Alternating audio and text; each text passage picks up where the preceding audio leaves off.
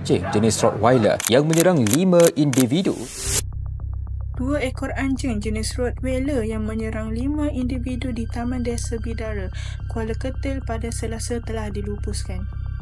Pengarah Jabatan Perkhidmatan Veterina Kedah Dr. Syahrul Ahmad Talib berkata pihaknya juga mengambil sampel daripada anjing itu bagi tujuan pengesanan penyakit rabies di Makmal Veterina Wilayah Utara Bukit Tengah Pulau Pinang. Beliau berkata pihaknya telah melakukan pemeriksaan di rumah pemilik anjing sebaik sahaja menerima maklumat mengenai kejadian itu.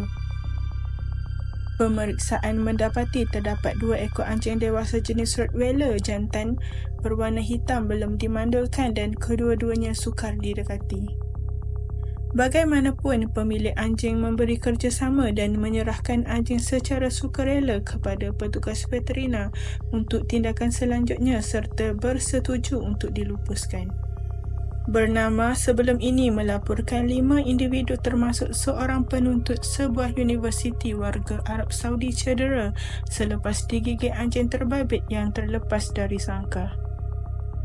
Video memaparkan beberapa individu dirawat dan dibawa menaiki ambulans akibat serangan anjing itu juga tular di media sosial.